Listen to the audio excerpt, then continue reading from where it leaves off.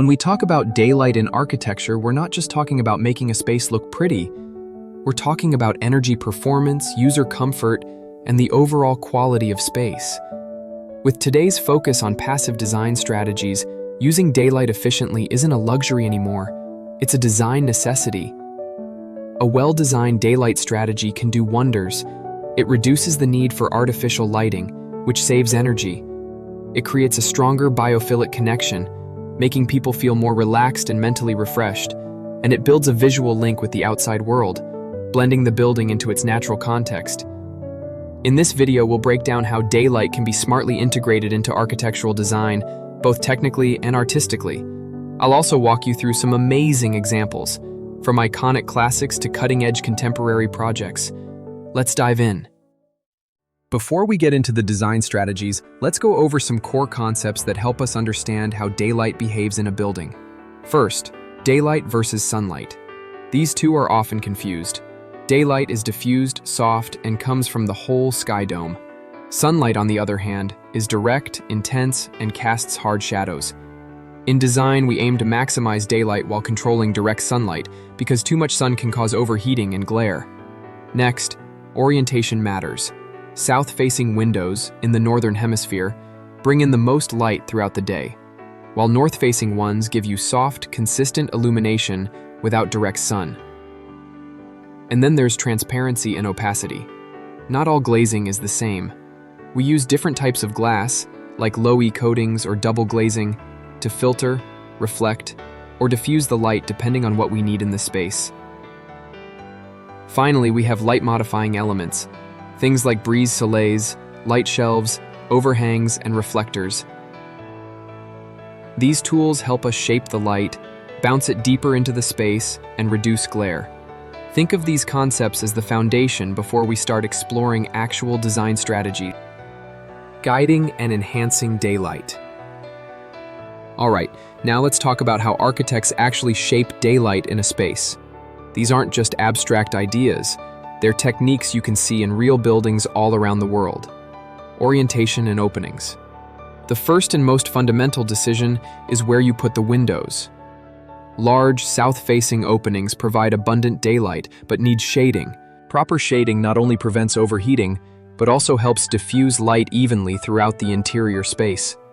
North-facing glazing gives soft, glare-free light, great for studios and museums. It provides consistent illumination throughout the day, making it ideal for spaces where color accuracy and visual comfort are essential. Light shelves and overhangs. Want to push daylight deeper into a room? Light shelves do exactly that. They bounce light onto the ceiling, distributing it evenly. Overhangs block high summer sun but allow low winter sun, perfect for passive solar control. Atriums and light wells. Bringing daylight to the core of large buildings can be tricky. That's where atriums and light wells come in, vertical voids that let light travel downward into the heart of a building. They also create striking spatial drama. Reflective surfaces and materials. Materials matter. White or bright surfaces reflect light and reduce contrast. Even flooring choice can impact how light moves in a room. Kinetic and responsive facades. For the tech lovers, some buildings now feature adaptive facades that respond to the sun. They open, close, rotate, or filter light in real time based on the sun's angle or user preference. Think of it as dynamic skin for a building. All of these tools let us choreograph daylight, not just allow it. When used right, they make a space feel alive, comfortable, and beautifully lit. Patterns on facades aren't just there to look cool, though yeah, they do. But they also control how light enters the space, provide shading and thermal comfort, reflect cultural identity or site-specific stories. Think of it like this. A well-designed pattern can act like a filter between inside and out. Mashrabiyah screens in Middle Eastern architecture, intricate patterns that create privacy, reduce heat, and let in filtered light. Parametric facades. Digital tools now allow us to generate patterns based on sun angle, wind flow, even pedestrian movement. Perforated metal skins. They reduce solar gain, create dynamic shadows, and give buildings a unique texture throughout the day. Its form and function, beautifully balanced. Let's talk texture. the forgotten hero of facade design. Texture isn't just about what you see, it's about what a surface makes you feel. It interacts with light, shadow, and even sound. A rough stone facade casts deep, dramatic shadows. A smooth glass curtain wall reflects the cityscape.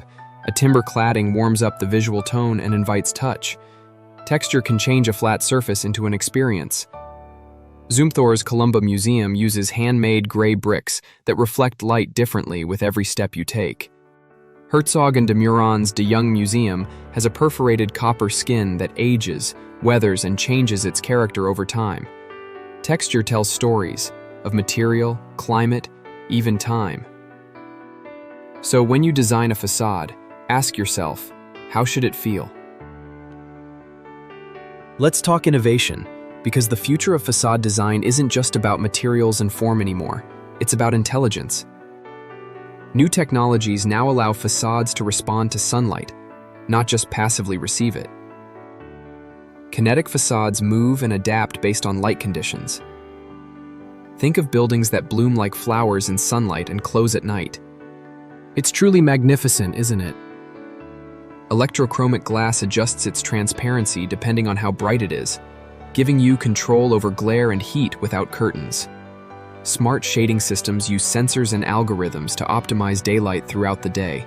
Innovation isn't just making facades cooler, it's making them smarter. These systems don't replace design, they expand it. They let light become dynamic, responsive, and even playful. And in the end, they enhance user comfort, reduce energy use, and open new creative freedom for architects. Let's bring all of this to life with some real-world architectural examples. These projects show how daylight, when designed with intention, transforms both space and experience. Kimball Art Museum, Louis Kahn. This is a textbook example. Kahn designed barrel vaults with narrow skylights along the top, covered with light diffusers. He carefully studied how light would move across the space throughout the day. The concrete surfaces and curved ceilings were intentionally chosen to reflect light softly. Even the proportions of the vaults were based on how light could be evenly distributed. The result? Soft, even light that never directly hits the artwork. A masterclass in controlling natural light. Thermal baths at Vals, Peter Zumthor. This is a stunning example of how architecture can choreograph light to shape atmosphere. Built almost entirely from locally quarried quartzite stone, the structure feels as if it were carved from the mountain itself. Instead of large, open windows, Zumthor designed a series of carefully positioned light wells and vertical slits. These narrow openings allow thin beams of daylight to pierce through the heavy stone mass, creating a constant interplay between darkness and light.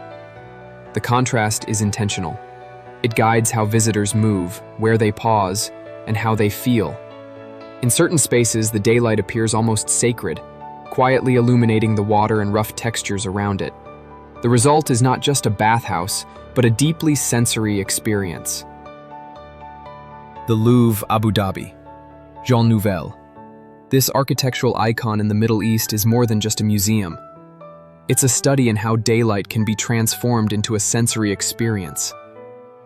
At the heart of the design is its massive steel dome, spanning 180 meters. But this dome isn't solid. It's made of 8 superimposed layers of metal latticework, precisely engineered to create a moving, dynamic light pattern beneath it. As sunlight passes through, it forms thousands of tiny beams that shift throughout the day. Nouvel poetically describes this as a rain of light. The filtered light creates an almost dreamlike ambiance, gently illuminating galleries while shielding them from the harsh desert sun.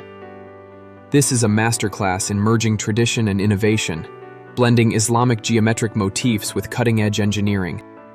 Institut du Monde Arabe, Jean Nouvel. In this Paris landmark, the facade is the main event, a grid of 240 mechanical diaphragms inspired by mashrabiyya, the traditional Arabic screen. These apertures open and close automatically throughout the day, responding to sunlight levels, a kinetic skin that breathes with the sun. The filtered daylight creates a dynamic interior light quality, evoking the atmosphere of shaded courtyards found in Arabic architecture. Beyond function, The facade becomes a cultural bridge, a literal lens between East and West. It's a building that doesn't just react to light, it speaks its language. Each of these projects takes daylight beyond function, turning it into an architectural narrative. Thanks for watching. Don't forget to like, subscribe, and share your thoughts in the comments. See you in the next one.